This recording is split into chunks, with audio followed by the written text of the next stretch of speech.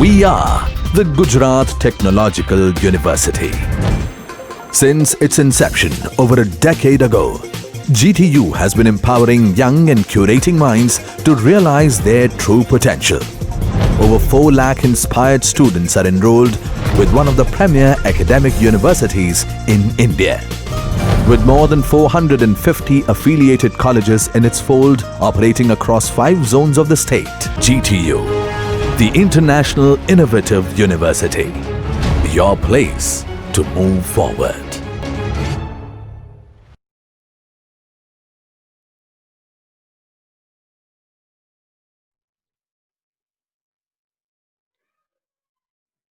Hello, students. Myself, Professor Vishal Yusa from SN Patel Engineering College, Bardoli, Umrat. Today, I am going to representing the one topic, hazardous and operability studies of 6th semester pollution control and safety health management subject. So, first of all, we see what is HAZOP. So it's a hazardous operability studies in all company. It's a mandatory to all company of HAZOP study, hazardous and operability studies. So we see in next slide the introduction. The HAZOP examines fully the process or the list those part of the process that have been classified relevant in the process hazard analysis. PHA, it's a process hazard analysis. બરાબર, process જ્યારે ચાલતી હોય અને તે વખતે કોઈ પણ problem આવે, બરાબર, તો ઇટ્સ અ હેઝાર્ડ એનાલિસિસ કે એ પ્રોસેસમાં કઈ હેઝાર્ડ એનાલિસિસ કરવી પડે આપણે ત્યારે આપણે પ્રોસેસ કરી શકીએ, બરાબર છે. when we analysis the any process, then we mitigating the hazardous analysis. It's a systematically questions every part of the process in order to discover how deviations from the intention of the design can occur and decide whether this deviation can give rise to hazardous condition. બરાબર છે. જો હેઝોપ study આપણે નહીં કરીએ, હેઝોપ examiner નહીં કરીએ, તો આપણને ખબર નહીં પડશે કે એક્સિડન્ટ્સ ક્યારે થશે ડ્યુરિંગ ધ પ્રોસેસ, બરાબર. એટલે એ પહેલા આપણે એક્ઝામિન કરવું પડે હેઝોપનું, તો જ એ આપણે પ્રોસેસ આપણે જ્યારે ચાલુ હોય પ્રોસેસ, તો આપણે એક્સિડન્ટ્સને ઓમિટ કરી શકીએ. તો પછી એક્સિડન્ટ્સ નહીં થશે જો આપણે હેઝોપ સ્ટડી કરેલી હોય તો, બરાબર છે. એના પછી આવશે કે the examine is focused on every part of the design in turn. Each part of the design in turn is subjected to a number of questions formulated around a series guideward derived form method. બરાબર, જ્યારે આપણે હેઝોપ study કરવું હોય તો એ પહેલા આપણે ઘણા બધા ક્વેશ્ચનર પ્રિપેર કરવી પડે કે એના માટે કઈ કઈ વસ્તુ કરવી છે, બરાબર છે.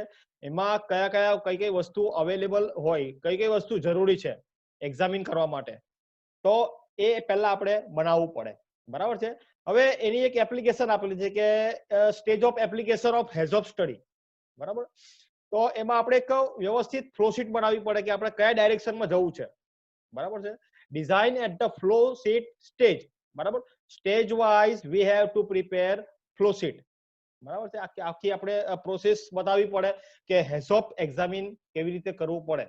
તો એના જુદા જુદા 6 સ્ટેપ છે, બરાબર. Intention, second is the deviation, third is the causes, fourth is the consequence. Consequence ની અંદર આવશે hazards and operating difficulties. A hazards અને B છે operating difficulties, બરાબર છે. તો એમાં આવશે safeguard અને છેલ્લું છે recommendation action, બરાબર છે. હવે intention, ડેવિએશન. ડેવિએશન એટલે મેં તમને આગળ વાત કરી એવી રીતે કે આપણે લિસ્ટ ઓફ ક્વેશ્ચનર પ્રિપેર કરવી પડે, બરાબર. કઈ જગ્યાએ પ્રોસેસની અંદર પ્રોબ્લેમ થવાના છે, પ્રોબ્લેમ આવવાના છે, તેની આપણને ખ્યાલ આવશે, બરાબર છે. કોઝિસ એટલે પ્રોસેસની અંદર ચાલુ પ્રોસેસમાં કયા પ્રોબ્લેમ થઈ શકે તે, બરાબર. એના પછી હેઝાર્ડ આઈડેન્ટિફાઈ કરવી પડે પહેલા કે કયા ધારો કે કોઈ કેમિકલ લીધેલું હોય તો એ કેમિકલ કેટલા ટેમ્પરેચર પર એક્સપ્લોડ થાય છે તે હેઝાર્ડ, બરાબર છે, એ હેઝાર્ડ ક્યારે થશે તે. ઓપરેટિંગ ડિફિકલ્ટી એટલે કોઈ પણ પ્રોસેસ હેવી હોય, ઓપરેટિંગ કન્ડિશનમાં કંઈ પણ પ્રોબ્લેમ થવાનું હોય તો એ એની અંદર આવશે ઓપરેટિંગ ડિફિકલ્ટીઝમાં, બરાબર. સેફગાર્ડ એટલે at that time of the process થતી હોય ત્યારે આપણને સેફગાર્ડ એટલે આપણી પાસે કયા કયા સેફટી ઇક્વિપમેન્ટ અવેલેબલ છે. ધારો કે પ્રોસેસ ઓપરેટ કરતા કઈ થાય, બરાબર, તો તે વખતે આપણે શું કરી શકીએ તે, બરાબર છે. અને એના પછી છે રિકમેન્ડેશન અને એક્શન, કે તે વખતે તમારે શું કરવું જોઈએ, બરાબર છે. રિકમેન્ડેશન અને એક્શન એટલે તે વખતે તમે શું કરી શકો, તમારી પાસે કયા કયા સેફટી ઇક્વિપમેન્ટ અવેલેબલ છે કે જેનાથી તમે બચી શકો, બરાબર છે. એટલે આ એક એની પ્રોસેસ છે, હેઝોપ ની એક પ્રોસેસ છે, બરાબર છે. આ સ્ક્રીન પર તમને દેખાય છે કે હેઝોપ એનાલિસિસ પ્રોસેસ, બરાબર છે. તો એમાં પહેલા છે પેરામીટર. આપણે સ્ટાર્ટ કરીશું પેરામીટર થી, બરાબર, કયા કયા પેરામીટર જોઈએ તે. હવે બીજી વસ્તુ એની અંદર હેઝોપ સ્ટડીમાં આવશે ગાઈડ વર્ડ. આ ગાઈડ વર્ડ વસ્તુ છે ને બહુ ઇમ્પોર્ટન્ટ છે, તમારે સમજવા જેવી છે, એટલે હું સીધો જઈશ હેઝોપ ગાઈડ વર્ડ, બરાબર છે, કે જુદા જુદા ગાઈડ વર્ડ વાપરવામાં આવે છે હેઝોપ સ્ટડી વખતે, બરાબર. જુદા જુદા ડેવિએશન, જનરિક ડેવિએશન એને કહેવાય છે, બરાબર, ડેવિએશન જનરેટ કરવા માટે. કે ધારો કે નો ઓર નોટ હોય, બરાબર છે, નો ઓર નોટ, તો એમાં નેગોશિએશન ઓફ ઇન્ટેન્શન, બરાબર. એટલે ધારો કે એવું છે કે ફ્લો અત્યારે બંધ છે, બરાબર, કોઈ પાઇપલાઇનમાં અત્યારે ફ્લો નથી, so no or not it's a guided word of HAZOP study, બરાબર. કોઈક વાર આપણે તમે નીચે જોઈ શકો છો કે મોર, બરાબર, મોર એટલે flow of a greater than design flow, બરાબર. જે એનો તમે જે ફ્લો ડિઝાઇન કરેલો છે એનાથી વધારે છે, ગ્રેટર, બરાબર છે. ઇટ્સ અ મોર એટલે વધારે, એટલે વધારે ફ્લો થઈ ગયો છે, તમે ડિઝાઇન કરેલો છે, બરાબર છે, ડિઝાઇન કરતા વધારે ફ્લો થઈ ગયો છે એટલા માટે, બરાબર છે. લેસ એટલે ઓછું, એનાથી લેસ, બરાબર. This all are the guide word of HAZOP study. Part of, તો failure to transfer all components of એ, બરાબર. પાર્ટ ઓફ એટલે આના બદલે પેલું એમ, એટલે transfer of some component additional to એ, એટલે આ બધા થઈ ગયા તમારા ગાઈડ વર્ડ. તો ગાઈડ વર્ડ પ્રોસેસ ની અંદર તમે જુઓ કે ગાઈડ વર્ડ છે none, more of, less of, part of, as well as and other, બરાબર છે. એના પછી આપણે જશે ડેવિએશન પર, બરાબર છે. હવે એમાંથી આપણે શું તારણ કાઢી શકીએ, ડેવિએશન. એના પછી આવશે કોઝિસ. કોઝિસ એટલે શું કે કયા કયા પ્રોબ્લેમ થઈ શકે એવા છે તે, કોઝિસ, કોન્સિક્વન્સ, બરાબર છે. કોઝિસ એટલે ધારો કે ડેવિએશન હોય, હેઝોપ સ્ટડી આપણે હેઝોપ એનાલિસિસ કરતા હોય, કોઈક મિથેનોલની કોઈક પ્રોસેસ ચાલતી હોય, બરાબર છે, તો એનાથી આપણે કેવી રીતે બચવાનું અને આગળ આપણે કંપનીને કેવી રીતે બચાવી શકીએ તે, બરાબર છે. એના પછી આવશે કોન્સિક્વન્સ. તો કોન્સિક્વન્સ ની અંદર શું આવશે કે કોન્સિક્વન્સ ની આપણે કોઝિસ એકવાર જોઈ લીધું, પછી એને બચવાના ઉપાય. એ પહેલા ડ્યુરિંગ કે એ ક્યારે એક્સિડન્ટ થવાનો છે તે આપણને ખબર નથી, બરાબર છે. તો આપણે બધા સેફટી ઇક્વિપમેન્ટથી આપણે કામ કરવું પડે, બરાબર. Prevention, mitigation. હવે પ્રિવેન્શનમાં કેવું છે કે આપણી પાસે સેફટી ઇક્વિપમેન્ટ છે, એટલે કયા, પર્સનલ પ્રોટેક્ટિવ ઇક્વિપમેન્ટ, બરાબર છે. પર્સનલ પ્રોટેક્ટિવ ઇક્વિપમેન્ટમાં કયા કયા ઇક્વિપમેન્ટ આવે, તો હેન્ડ ગ્લોવ્સ છે, બરાબર છે. એના પછી છે આઈ ગોગલ્સ, પછી હાર્ડ હેટ, બરાબર, ear plug, mask, safety shoes અને એપ્રોન, બરાબર છે. તો આમાં ગોગલ્સ અને હેન્ડ ગ્લોવ્સ આ ઇટ્સ અ મેન્ડેટરી વસ્તુ, બરાબર છે. એ ઇમ્પોર્ટન્ટ વસ્તુ છે કે જેનાથી આપણે બચી શકીએ, બરાબર, કે આપણા હાથને અને મેઇન આપણી આંખને નુકસાન નહીં થાય. કેમ કે જો મટીરિયલ પ્રોસેસ ચાલુ હોય, બરાબર, ધારો કે કોઈ વખત પ્રોસેસ ચાલુ હોય, બોટમ વાલ આપણે ઓપન કરીએ છીએ, બોટમ વાલ ઓપન કરીએ છીએ તો ઉપર રિએક્ટરની અંદર પ્રેશર હોય, બરાબર. બોટમ વાલ તમે ઓપન કરો છો તો એમાંથી મટીરિયલ આવશે, એમાં મિથેનોલ હોય, ઇથેનોલ હોય, કોઈ પણ કમ્પોનન્ટ હોય, તમારી આંખમાં જાય તો આંખને પ્રોબ્લેમ થાય, એટલા માટે, બરાબર છે. તો એ થઈ ગયું પ્રિવેન્શન અને મિટિગેશન. અને એ દરમિયાન તમારી પ્લાન્ટની અંદર, બરાબર, પ્રોસેસ ચાલતી હોય તે જગ્યાએ ઘણા બધા ફાયર એક્સટિંગ્યુશર હશે, બરાબર છે, ડ્રાય પાવડરના. પછી આઈ શાવર હશે, બરાબર, એટલે એ બધું એની અંદર હશે, પ્રિવેન્શન અને મિટિગેશનમાં આવશે. એક્શન આઇટમ એટલે હવે ધારો કે કોઈક પ્રોબ્લેમ થઈ ગયો, બરાબર. ધારો કે હું તમને એક એક્ઝામ્પલ આપું કે આપણે કોસ્ટિક સોડા આવે, કોસ્ટિક સોડાનું આપણે બાસ્કેટ સેન્ટ્રીફ્યુજ ચાલુ છે, બરાબર છે. હવે કોસ્ટિક સોડાનું બાસ્કેટ સેન્ટ્રીફ્યુજ ચાલે છે, થર્ડ ફ્લોર પરથી મટીરિયલ આવે છે રિએક્ટરમાંથી પ્રેશરથી, બરાબર છે. અને ઇનડાયરેક્ટલી કંઈક એવું થાય છે કે ધારો કે જે બાસ્કેટ સેન્ટ્રીફ્યુજના જે નોઝલ છે એ નોઝલમાંથી પાઇપ નીકળી જાય છે એટ ધેટ ટાઈમ, અને ત્યાં એક હેલ્પર હાજર હોય છે, બરાબર. હવે એણે આઈ ગોગલ્સ પહેર્યું નથી કે હેન્ડ ગ્લોવ્સ પહેર્યા નથી, બરાબર છે. તો એટ ધેટ ટાઈમ શું થાય છે કે કોસ્ટિકનો પાઇપ છટકે છે અને સીધું કોસ્ટિક એની આંખમાં જાય છે. It's a accident, it's a dangerous accident in plant, બરાબર છે. તો એના કરતા આપણે જો તે વખતે કે જે વખતે નોઝલ અંદર નાખેલી હોય સેન્ટ્રીફ્યુજની અંદર, ત્યાં આપણે એક ક્લેમ્પ લગાવેલો હોય, અને બીજું કે જે સાથે ઊભું રહ્યું હોય તો તેની પાસે જે હોય તો તે લોકોએ ગોગલ્સ પહેરેલા હોય, આઈ ગોગલ્સ, હેડ્સ પહેરેલી હોય, હાથમાં હેન્ડ ગ્લોવ્સ હોય, તો એ આનાથી બચી શકે, તો એ એક્સિડન્ટથી બચી શકે, બરાબર છે. તો આપણે એક્શન આઇટમની અંદર એવું કરવું પડે કે આપણે એનાથી બચવા માટે શું કરવું પડે. એવી રીતે આપણે જે હેઝોપ એનાલિસિસ કરીએ તો આખા પ્લાન્ટમાં હેઝોપ એનાલિસિસ કેમ કરીએ કે આખા પ્લાન્ટને બચાવી શકાય એટલા માટે, બરાબર છે. અને છેલ્લું એક પોઈન્ટ છે કે કોન્સિક્વન્સ, લાઇકલીહુડ એન્ડ રિસ્ક રેન્કિંગ, બરાબર છે. હવે આમાં એવું છે કે રિસ્ક રેન્કિંગની અંદર એવું છે કે દરેક જુદા જુદા પ્લાન્ટ હોય, ધારો કે કોઈ એક કંપની છે એની અંદર 10 પ્લાન્ટ છે, બરાબર, 10 plants available in one company, બરાબર. તો આપણે જુદા જુદા પ્લાન્ટમાં જુદા જુદા મટીરિયલ વાપરવામાં આવે, બરાબર છે. તો એ જુદા જુદા મટીરિયલનું રિસ્ક અલગ અલગ હોય, જે આપણને MSDS પરથી ખબર પડે. દરેક મટીરિયલની MSDS, material safety data sheet, એના ઉપરથી આપણને ખબર પડશે, બરાબર છે. તો આ આખી પ્રોસેસ થઈ ગઈ કે ભાઈ પહેલા પેરામીટર જોઈશે, પેરામીટર કયા કયા આઈડેન્ટિફાઈ કરવા તે, એના પછી આવશે ગાઈડ વર્ડ, પછી એના પછી આવશે ડેવિએશન, એના પછી આવશે કોઝિસ, કોન્સિક્વન્સ, પ્રિવેન્શન, મિટિગેશન, બરાબર, પ્રિવેન્શન અથવા મિટિગેશન, એક્શન આઇટમ, એના પછી લાઇકલીહુડ, કોન્સિક્વન્સ અને એન્ડ રિસ્ક રેન્કિંગ, બરાબર છે. હવે ગાઈડેડ પેરામીટર્સ આપણે જોવાના રહી ગયા કે પેરામીટર્સ કયા કયા આવે. આપણને બધાને ખબર છે કે ફ્લો આવે, પ્રેશર આવે, ટેમ્પરેચર આવે, વિસ્કોસિટી આવે, બરાબર. કયા કયા કમ્પોનન્ટ છે તે આવે, મેં તમને આગળ વાત કરી, બરાબર. જુદા જુદા મટીરિયલનો ફ્લો અલગ અલગ હોય, વિસ્કસ મટીરિયલ હોય, વિસ્કસ નહીં હોય, જુદો જુદો ફ્લો અલગ અલગ હોય. ટેમ્પરેચર વધારે ઓછું થાય તો મટીરિયલમાં ફરક પડે, આવું બધું બની શકે, બરાબર. એટલે પહેલા આપણે એક પેરામીટર નક્કી કરવાના છે કે આપણે પ્રેશર લેવું છે કે ટેમ્પરેચર લેવું છે. કોઈ પણ એક પેરામીટર નક્કી કરીને આપણે એની આગળ પ્રોસેસ એનાલિસિસ કરીશું, બરાબર છે. Formal operability study of the design vessel by vessel and line by line using guide word to help to generate through about the way deviation from the intended operating condition can cause hazardous situation, બરાબર. અહીંયા આપણે એક વાત કરીએ છીએ, કોઈ આપણે vessel design કરીએ છીએ, બરાબર.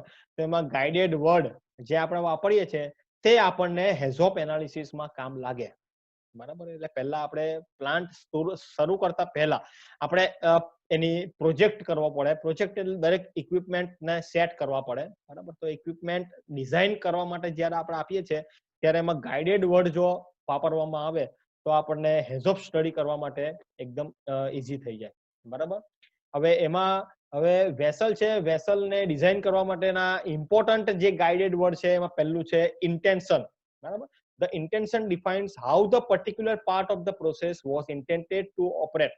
The intention of the designer, બરાબર. ઇન્ટેન્શન એટલે પહેલી વસ્તુ ઇન્ટેન્શન, બરાબર છે. કે જ્યારે આપણે વેસલ ડિઝાઇન કરતા હોય તો એ આપણને જરૂરી છે કે ઇન્ટેન્શન એટલે શું, કે એ આપણને ખબર પડે કે એમાં કયા પાર્ટ, કઈ પ્રોસેસ કરી શકાય એની અંદર તે. અને સેકન્ડ છે ઇટ્સ અ ડેવિએશન, બરાબર. There are the departure from the designer intended which are detected by the systematic application of the guide word, બરાબર છે. હવે એ ડિઝાઇનર જે હોય, જે ડિઝાઇન કરતા હોય વેસલનું, તો એના માટે અગત્યનું છે કે કઈક વસ્તુ એ ડિટેક્ટ કરશે, બરાબર. ઘણી વસ્તુ એવું હોય કે એમાં આપણને ચાલતું નહીં. ધારો કે આપણી પાસે મોબાઈલ ફોન છે તો એ અમુક જ સોફ્ટવેર સપોર્ટ કરે, બરાબર છે. તેવી રીતે એવું છે કે આ જે ડિઝાઇન કર્યું હોય એમાં અમુક જ મટીરિયલ આપણે જવા દેવું પડે. એ અમુક જ મટીરિયલ માટે બનાવવામાં આવેલું હોય, બરાબર છે. પછી એમાં તમે બીજું કોઈ મટીરિયલ નાખો તો એ એની અંદર પ્રોસેસ થશે નહીં, બરાબર છે. તો એના માટે ડેવિએશન લખવું જરૂરી છે. Systematic application of the guide વર્ડની સાથે, બરાબર છે.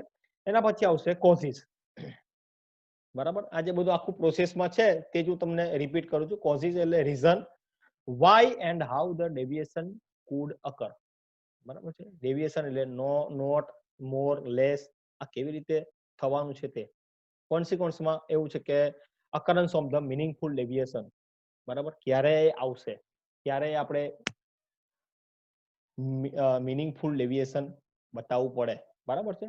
અને હેઝાર્ડસમાં છે consequence that can cause damage or injury, બરાબર છે. એટલે કંઈ પણ એક્સિડન્ટ થાય અને એમાં ડેમેજ અને ઇન્જરી થાય. મેં તમને આગળ એક્ઝામ્પલ આપ્યું તેવી રીતે કે હવે અત્યારે એવું છે કે હેલ્પરની આંખ ડેમેજ થઈ ગઈ છે, ઇન્જરી કહેવાય, બરાબર છે. એટલે અત્યારે જોઈ શકવાનું નથી. Caustic is a very hazardous material, બરાબર છે.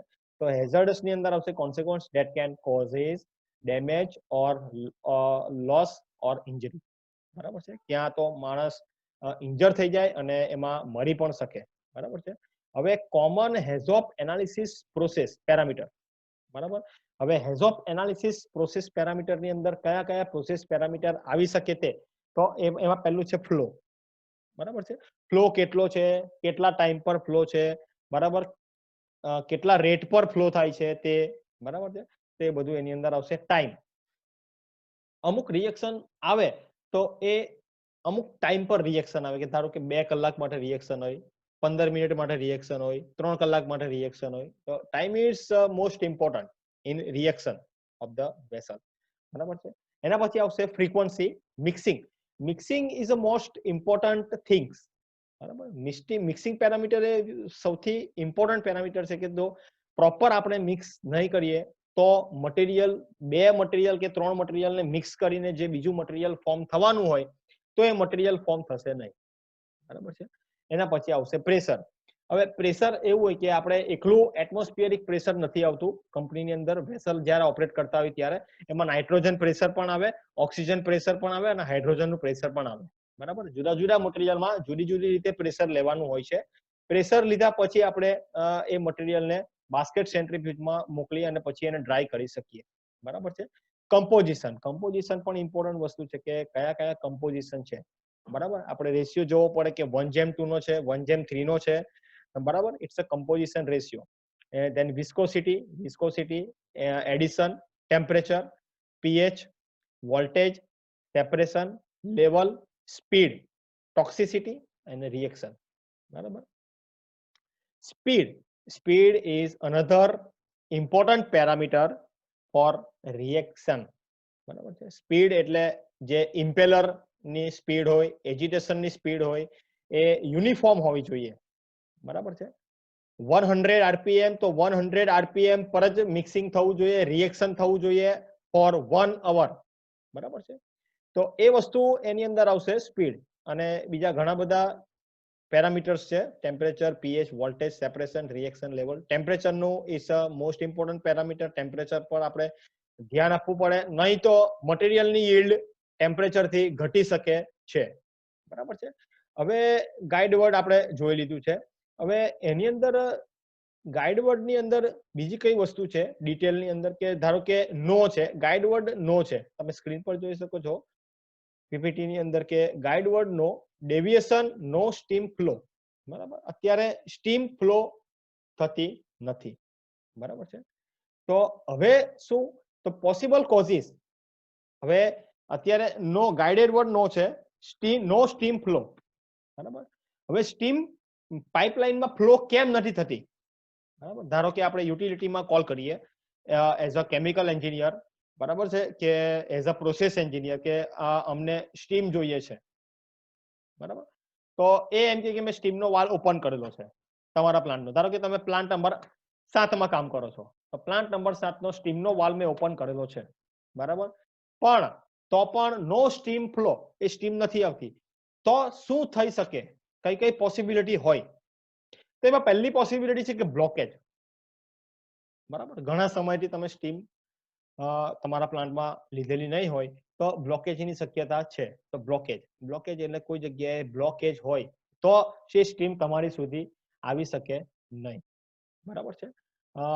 એના પછી બીજી વસ્તુ એ કે જે યુટિલિટી અને તમારા પ્લાન્ટ વચ્ચે જે પાઇપલાઇન છે તેમાં ઘણા બધા વાલ અવેલેબલ હશે, તો એ વાલ પ્રોપરલી ઓપરેટ થતા નહીં હોય એટલે વાલ ફેલિયર, બરાબર, એ કન્ડિશન આવી શકે. અને ત્રીજી કન્ડિશન એવી આવી શકે કે પાવર ફેલિયર. બરાબર છે, વાલ ફેલિયર અથવા એની અંદર પણ એ હોય કે ધારો કે વાલ ઓટોમેટિક ઓપરેટ થતો હોય અને પાવર નહીં હોય તો વાલ ઓપરેટ નહીં પણ થાય, આવું બી બની શકે. બરાબર છે. બીજી વસ્તુ આપણે એવી એઝ્યુમ કરી શકીએ કે ફેલિયર ઓફ સિસ્ટમ સપ્લાય.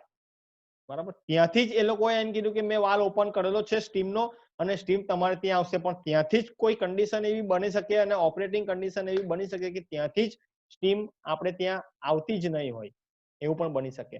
અને છેલ્લી બીજી એક વસ્તુ એવી આવી શકે કે બોઇલર શટડાઉન હોય ત્યારે. બરાબર, બોઇલર શટડાઉન હોય હંમેશા તો તમારા પ્લાન્ટમાં સ્ટીમ આવશે નહીં. બરાબર છે. હવે કોન્સિક્વન્સ એન્ડ એક્શન, હવે એના માટે આપણે કયા પ્રકારની એક્શન લેવી જોઈએ, કઈ એક્શન લઈ શકીએ તે. બરાબર, the main consequence is loss of chlorine flow to the chlorination reactor. બરાબર, the effect of this on the reactor operation, no chlorine flow to reactor.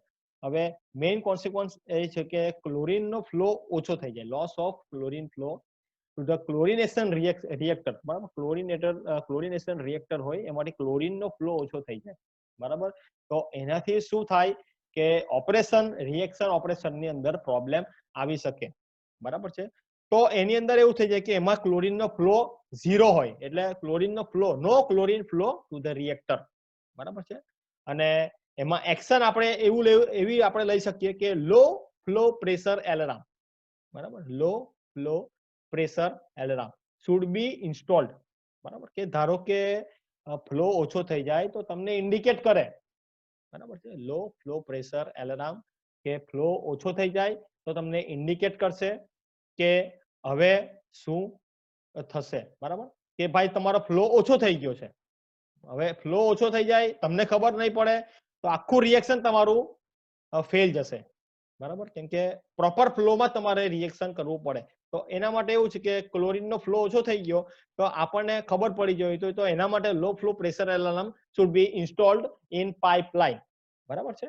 અને એના પછી જે આપણે બીજું એક ડેવિએશન વર્ડ જોઈ રહીએ કે મોર. બરાબર, મોર એટલે વધારે. મોર સ્ટીમ ફ્લો. પહેલામાં કેવું હતું કે સ્ટીમ ફ્લો 0 હતો, સ્ટીમ ફ્લો હતો નહીં. બરાબર છે. હવે આવશે કે મોર સ્ટીમ ફ્લો. બરાબર, તો મોર સ્ટીમ ફ્લો કેવી રીતે, ત્યાંથી આપણી પાસે સ્ટીમ આવે છે, વધારે પ્રમાણમાં આવે છે, વધારે પ્રમાણમાં સ્ટીમ આવે છે, તો એનું કારણ શું એવું હોઈ શકે કે વાલ જે છે એ હાફ ઓપન થવાને બદલે ફૂલ્લી ઓપન થઈ ગયેલો છે. બરાબર, પૂરેપૂરો વાલ ઓપન થઈ જાય તો સ્ટીમનું પ્રેશર વધારે હોય. સો વી see that the more steam flow are in steam pipeline. બરાબર છે. હવે last is the consequence and action. હવે આ કોન્સિક્વન્સમાં શું હોય કે low level in vaporiser, higher rate of flow of chlorine vapour to reactor, more steam pressure cause rupture of line. બરાબર, હવે આનાથી શું થાય કે વધારે પ્રમાણમાં સ્ટીમનો ફ્લો હોય તો એ લાઈન ફાડી નાખે. બરાબર છે. વધારે પ્રમાણમાં high rate of the flow of chlorine vapour two the reactor એટલે વધારે રેટથી ક્લોરીન રિએક્ટરની અંદર જાય છે અને વેપરાઇઝરની અંદર લિક્વિડ નું લેવલ લો હોય તો આ કન્ડિશન થઈ શકે. બરાબર, હવે એના માટે એક્શન પ્લાનની અંદર આપણે શું કરી શકીએ. બરાબર, એક્શન પ્લાનની અંદર શું કરીએ કે level controller and low level alarm should B provided. બરાબર છે. હવે લેવલ કંટ્રોલર આપણને ખબર હોવી જોઈએ કે લેવલ કંટ્રોલ કરી શકે, આપણને ખબર હોવી જોઈએ કે લેવલ ઓછું થઈ ગયું, લેવલ વધી ગયું છે, તો level controller should be installed. બરાબર છે, in proper in all reactor. બરાબર છે. Low level alarm should B provided. બરાબર લો લેવલ થઈ જાય તો લો લેવલ થઈ જાય એટલે એલાર્મ વાગવા માંડે એટલે ઓપરેટરને ખબર પડી જાય કે આનું લેવલ લો થઈ ગયું છે એટલા માટે બરાબર છે અને પ્રોવાઈડ પ્રેશર રેગ્યુલેટિંગ વાલ્વ એટલે હવે આમાં એવું છે કે પ્રેશર રેગ્યુલેટિંગ વાલ્વ નાખવો પડે કે અમુક સમયે કેવું કે pressure regulates the pressure in each and every time બરાબર છે તો it should be mandatory to provide pressure regulating valve. Okay, so these all are the guided word for HAZOP study, and this is one study which we can made in of one company. See what if consequence word and recommendation. Okay, what is the pump stops. Okay, it's a method involves using a series of the questions begin with this phase as a means of identifying hazards બરાબર identifying hazard identify કરવા માટેની એક method આ લોકોએ કરેલી છે એક method કરેલી છે મેન્યુઅલી કે કઈ રીતે થાય it's a method of hazard identification the method is to ask question such as બરાબર હવે એ મેથડ એઝ ઓફ સ્ટડી કરીએ ત્યારે આપણે કયા કયા ક્વેશ્ચન પૂછવા જોઈએ એ ક્વેશ્ચન આમાં બતાવેલા છે what is the pump stops and what if the temperature sensor fails what if the pump stops કે ચાલુ પ્રોસેસની અંદર પંપ બંધ થઈ જાય તો તમે શું કરશો તો તમે શું કરી શકો બરાબર ચાલુ પ્રોસેસમાં જો પંપ બંધ થઈ જાય તો તમારે તાત્કાલિક બીજો પંપ એની સાથે એટેચેબલ હોવો જોઈએ કે એ પંપ ચાલુ થાય તો મટીરિયલની પ્રોસેસ અટકી જાય નહીં